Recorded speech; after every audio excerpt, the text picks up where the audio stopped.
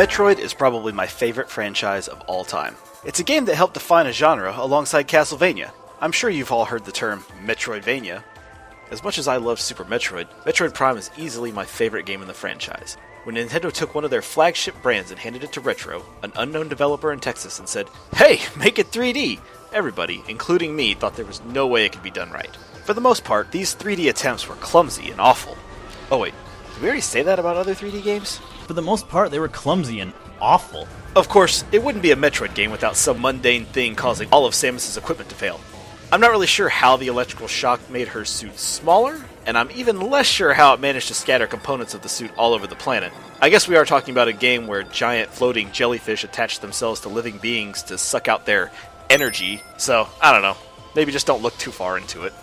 Retro paid a ton of attention to detail. When Samus stepped out of her ship for the first time and looked around, raindrops fell onto her visor. The visor would fog over near steam or freeze in the cold. When the arm cannon was fired repeatedly, you could see the air around the muzzle warp from the heat. These were the kinds of things that made me sit there in awe of the game. It was the kind of thing you hadn't really seen on a console before. Retro also made huge and beautiful environments. Walking into places like Vendrana Drifts for the first time was an incredible experience. Just look at it.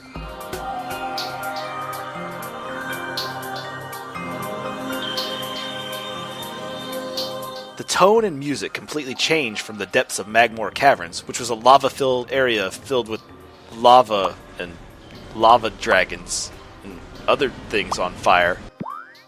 To help navigate these beautiful places, the developers saw fit to make one of the best map systems of the time. Just look at how well everything is laid out.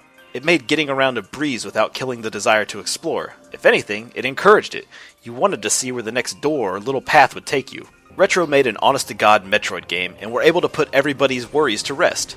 The platforming felt great from a first-person perspective. Exploring the world felt even better than it ever had because everything was there in full 3D. In Metroid, you play as a lone bounty hunter, and the games try to put a sense of isolation on the player. I think that worked better here than it ever had because you're actually behind the visor. You see what Samus sees rather than having a full view of the room you're standing in, like in previous 2D entries. New weapons, beams, and suits that gradually increase Samus's powers have always been a part of Metroid. It was always great to feel almost invincible by the end of the game, tearing through anything that got in your way.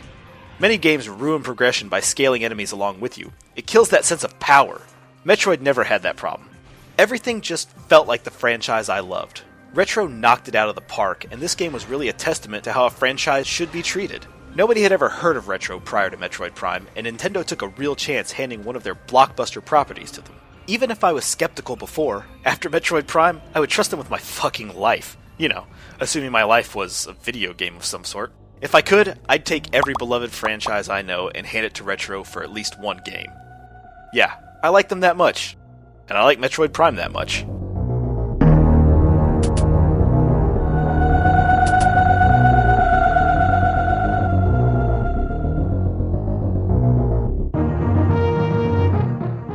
I just wanted to say thank you for all your support the last couple weeks. After the Fact seems to be a pretty big hit.